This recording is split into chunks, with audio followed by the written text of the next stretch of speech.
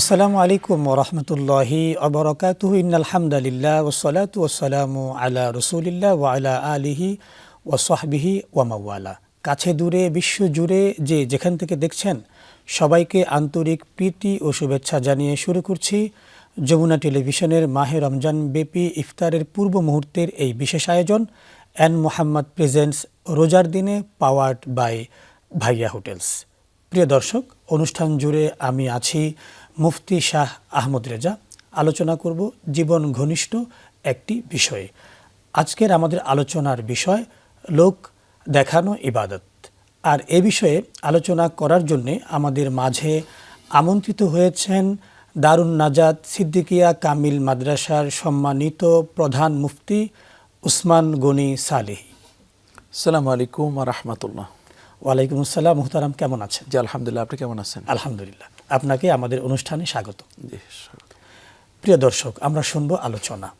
আমরা মাহে রমাদান ব্যাপী আমরা সাহরি করছি, ইফতারি করছি, তারাবি নামাজগুলো পড়ছি, তাহাজ্জুদ পড়ছি এবং অবারিত দান সদকা করছি, কিন্তু লোক দেখানো কারণে আমাদের দানগুলো, আমাদের ইবাদতগুলো আল্লাহ কবুল করছেন না।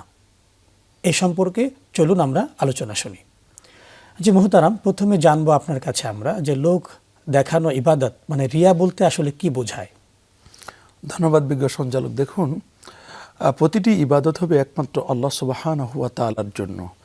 যদি এই ইবাদতটি আল্লাহকে উপেক্ষা করে কোনো মানুষের বাহবা পাওয়ার জন্য, অথবা কোনো মানুষ আমাকে দেখে বলবে যে আমি একজন ইবাদত গুজারি, অথবা বলবে যে আমি একজন আল্লাহওয়ালা, একজন বুজুর্গ, তো এরকম উদ্দেশ্যে যদি কেউ কোনো ইবাদত করে, মানে গায়রুল্লাহ, আল্লাহকে উপেক্ষা করে পৃথিবীর অন্য কোনো মাখলুকের বাহবা পাওয়ার জন্য যদি কোনো ইবাদত করা হয়, সেই ইবাদতটি হচ্ছে লোক দেখানো ইবাদত। এখানে তো আল্লাহ সূরা মাউনে বলেছেন আল্লাযীনা হুম ইউরাউন। তো এই আয়াতের মর্মার্থ কি? আর সেই যুগের কিছু মানুষ ছিল, তারা যে ইবাদত বন্দেগী করতো, ইবাদতের ক্ষেত্রে তারা শুধু মানুষ থেকে কিছু নেওয়ার জন্য বা কিছু পাওয়ার জন্য তারা ইবাদত করত। তো এই পৃথিবীতে আমরাও যারা ইবাদত করি, ইবাদত করতে গিয়ে আমরা দেখি যে অনেক সময় দেখবেন যে চায়ের দোকানে মানুষ চোখ ডলে, বলে কেন আপনি চোখ ডলতেছেন? বলে রাতে একটু তাহাজ্জুদের নামাজ পড়েছি তো এই জন্য চোখটা ডলতেছি। মানে মানুষকে জানান দিল যে আমি রাতে তাহাজ্জুদ পড়ি। অথবা কুরবানির আগে দেখবেন একটা গরু তারা যখন আল্লাহর রাহে কুরবানি করবে, অথচ নিয়ম হচ্ছে কুরবানিটা হবে কেবলমাত্র আল্লাহর জন্য। কুল ইন্না সলাতি ওয়া নুসুকি ওয়া মাহইয়ায়া ওয়া মামাতি লিল্লাহি রাব্বিল আলামিন লা শারীকা লাহু ওয়া বিযালিকা উমিরতু ওয়া আনা আউয়ালুল মুসলিমিন। হে রাসূল, আপনি বলে দিন, নিশ্চয় আমার নামাজ, আমার কুরবানি, আমার জীবন, আমার মরণ সবগুলো একমাত্র আল্লাহর জন্য। আর যে কোনো ইবাদত আল্লাহর জন্যই করতে হবে।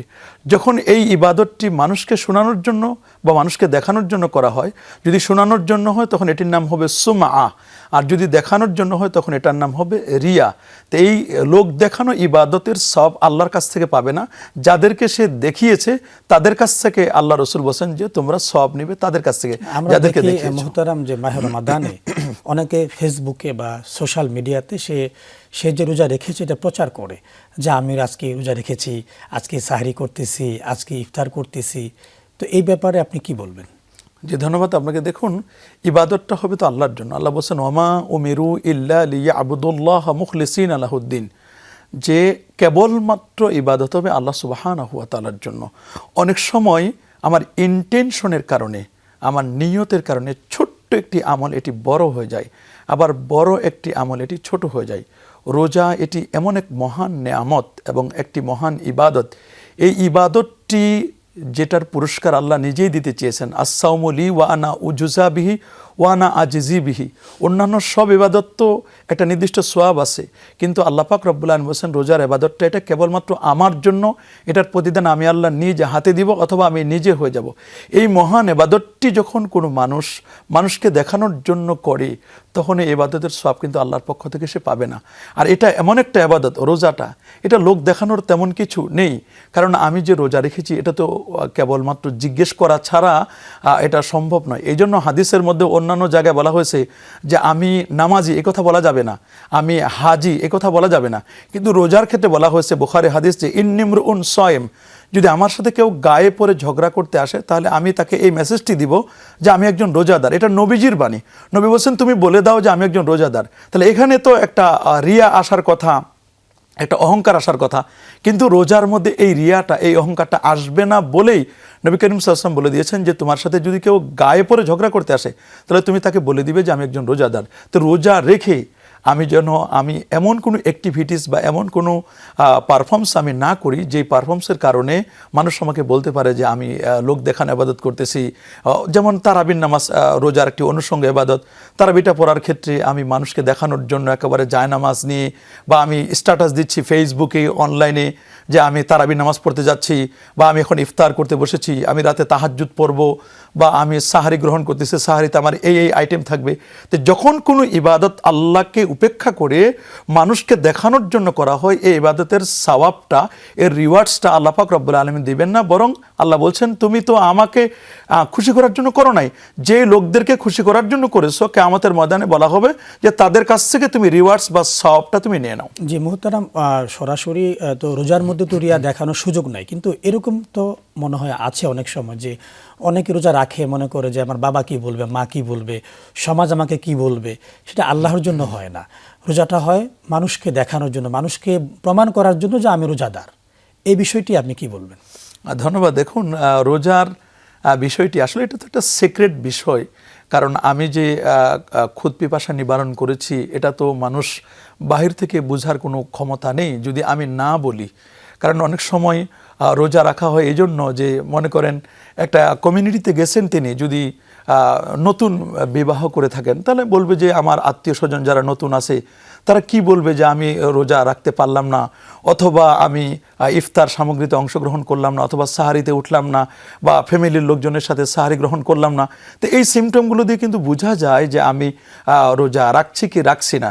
তো অনেক সময় এমনও তো হতে পারে যে ব্যক্তি অসুস্থ, তো অসুস্থ হলে তো তার রোজা রাখার বিধান নেই, অথবা তিনি যদি মুসাফির হন তার জন্য তো শরীয়ত রুখসত দিয়েছে, অথবা কোনো নারী সে যদি প্রেগনেন্ট হয় তাহলে তার জন্য তো ইসলাম রুখসত দিয়েছে। তো এই রুখসতগুলোকে উপেক্ষা করে তারপরেও যদি কেউ রোজা রাখার ব্যাপারে নিজেদেরকে বলে যে আমি রোজা রাখতে যাচ্ছি, বা আমি রোজার এরকম কোনো সিমটম সে এমন এজাহার করবে যাতে করে বোঝা যায় যে লোকটা নিজেকে প্রকাশ করতে চাচ্ছে আমি একজন রোজাদার, তো এটা প্রকাশ করা কিন্তু খারাপ কিছু না। উদ্দেশ্য যদি কারো ইন্টেনশন যদি ভালো হয় যে আমি রোজা রাখছি, মানুষকে জানান দিচ্ছি এই উদ্দেশ্যে যাতে করে আমার দেখা দেখি আরও কিছু জেনজি যারা আছে বা ইলিট যারা আছেন তারাও যেন রোজা রাখে, এই নিয়তে যদি আমি করি, কারণ নিয়াতুল মুমিন খায়রুম মিন আমালি, মুমিনের নিয়ত তার আমলের চেয়ে উত্তম, এই নিয়তে করলে জায়েজ আছে। কিন্তু যদি এমন হয় যে আমি যে কাজটা করছি কেবলমাত্র মানুষকে দেখানোর জন্য, আমার আত্মীয় স্বজনকে দেখাবো এই উদ্দেশ্যে, তাহলে এটা বিষয়টি রয়েছে ইন্নামাল আমালু বিন্নিয়াত, অর্থাৎ সমস্ত কাজ আসলে নিয়তের উপর নির্ভর করবে যে আপনি কেন রাখছেন রোজাগুলো, কি উদ্দেশ্যে রাখছেন, যে লিল্লাহিয়ত না মানুষকে দেখানোর জন্য, তাহলে সেটার উপরে সে আমলটি বর্তাবে। আমরা শুনব বিরতির পর। প্রিয় দর্শক, আপনারা দেখছেন মাহে রমজানের ইফতারের পূর্ব মুহূর্তের যমুনা টেলিভিশনের বিশেষ আয়োজন অ্যান্ড মোহাম্মদ প্রেজেন্টস রোজার দিনে, পাওয়ার্ড বাই ভাইয়া হোটেলস। সময় হলো বিরতি নেবার, ফিরছি বিরতির পর।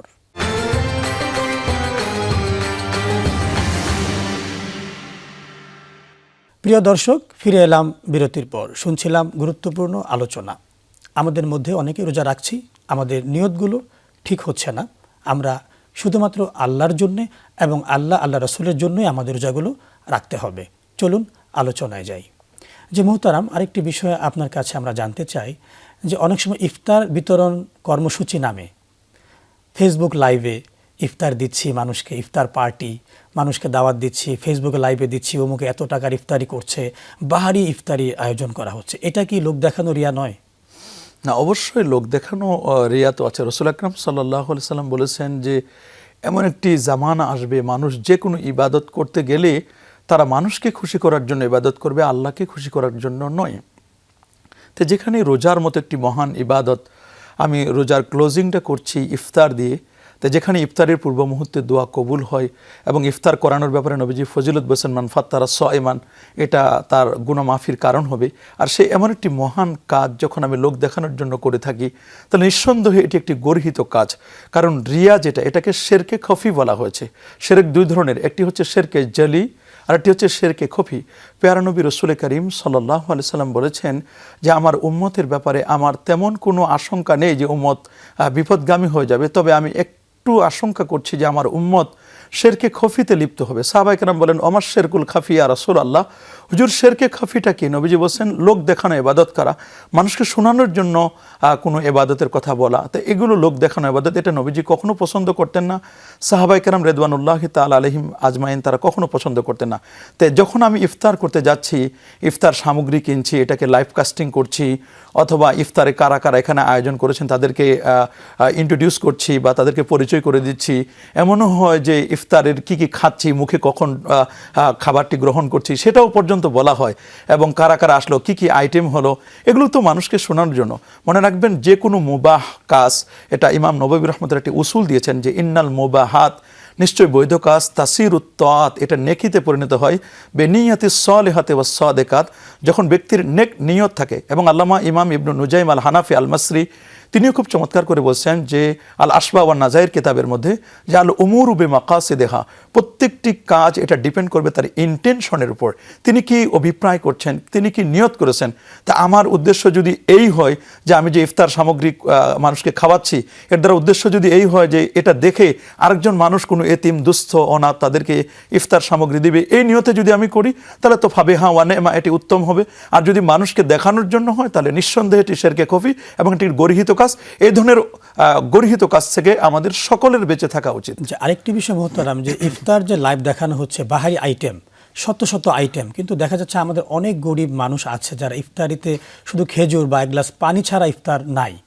তো এই যে লোক দেখানো ইফতার পার্টি, ইফতার লাইভ, এতে ওই গরিব মানুষদের অন্তরে যে প্রভাব বিস্তার করে, এই বিষয়টি নিয়ে আপনি কি বলবেন? জি ধন্যবাদ। দেখুন কোরআন বলছে ওয়াকুলু লিন্নাসি হুসনা, তোমরা মানুষের সাথে সুন্দর ব্যবহার করো। তো এখানে সুন্দর ব্যবহার শুধু এই উদ্দেশ্য নয় যে আমি শুধু কথাই বলবো, বরং এমন কোনো অ্যাক্টিভিটিস আমি প্রদর্শন করব না যে অ্যাক্টিভিটিসের মাধ্যমে আরেকজন মুসলমান কষ্ট পাবে। আমি যখন বাহার ইফতার দেখাচ্ছি বা আমাদের দেশের যতগুলো ইফতার সামগ্রী আমাদের দেশের খুব বড় বড় মার্কেটগুলোতে হয়, এগুলো যখন দেখাচ্ছি, একজন গরিব মানুষ আর সে যখন এগুলো দেখে তখন কিন্তু মনে কষ্ট পায় যে আসলে আমার তো অর্থ নেই, আমি তো ইফতার সামগ্রীটা ক্রয় করতে পারবো না। তার স্বাদ আছে বাট সাধ্য নেই। এই যে স্বাদ আছে সাধ্য নেই, মনে যে একটু কষ্ট পেল, ইজা এ মুসলিম হারাম, কোনো মুসলমানকে কষ্ট দেওয়া এটা হচ্ছে হারাম। তো এই জন্য আমার মনে হয় যারা ক্রয় করতে যাচ্ছেন আপনারা চুপি চুপি সারে ক্রয় করবেন, এবং চুপি চুপি সারে এটা নিলেই সবচেয়ে ভালো হয়। আপনি আপনার সাধ্য আছে, আপনার স্বাদ আছে, সবই আছে, আপনি এটা করতে পারছেন, কিন্তু গরিবের পক্ষে এটা সম্ভব নয়। সে হয়তো বা শুধু এটা দেখেই শুধু এক ধরনের তার লোভ তৈরি হবে। কিন্তু আমাকে মনে রাখতে হবে রাসূল আকরাম সাল্লাল্লাহু আলাইহি ওয়াসাল্লাম যে ইফতারের সিস্টেমটি বলে দিয়েছেন, নবীজি বলছেন সবচেয়ে উত্তম ইফতার হলো এক গ্লাস পানি অথবা খেজুর, রুতাব যেটাকে বলা হয়েছে তাজা খেজুর বা শুকনো খেজুর বা শরবত এ জাতীয়। তা আমি যদি কিছুই না পাই, কমপক্ষে নবীজির সুন্নাত তরিকায় যে ইফতারটা, সেই ইফতারটি করব। মনে রাখবেন সুন্নতের মধ্যে রয়েছে আমাদের সুন্দর জীবন। আমি যত বাহারি আয়োজনের ইফতার আমি করি না কেন, যদি সেখানে সুন্নাহ বিবর্জিত হয়, সুন্নাহকে উপেক্ষা করা হয়, তাহলে সেই ইফতারটি যদি হাজারো আইটেম থাকে, আমি মনে করি সেই ইফতারের কোনো মূল্য নেই আর যদি নবীজির সুন্নত তরিকায় ইফতার যদি না করা হয়। জি, আপনি খুব সুন্দর করে বলছিলেন। তাহলে আমরা আপনার বক্তব্য থেকে বুঝতে পারলাম যে আসলে আমাদের নিয়ত, আমরা মনে কি ইন্টেনশন লালন করি, তার উপরে নির্ভর করে আল্লাহ পাক আমাদেরকে যাজা দিবেন। যে আপনাকে অসংখ্য ধন্যবাদ জানাচ্ছি। ধন্যবাদ আপনাকেও। জি প্রিয় দর্শক, আমরা দেখতে দেখতে অনুষ্ঠানের একেবারে শেষ পর্যায়ে চলে এসেছি। আপনারা দেখছিলেন এতক্ষণ ধরে আপনাদের প্রিয় অনুষ্ঠান অ্যান্ড মোহাম্মদ প্রেজেন্টস রোজার দিনে, পাওয়ার্ড বাই ভাইয়া হোটেলস। আগামী পর্ব একই সময়ে একই দিনে দেখার আমন্ত্রণ জানিয়ে শেষ করছি। আসসালামু আলাইকুম ওয়া রাহমাতুল্লাহি ওয়া বারাকাতুহু।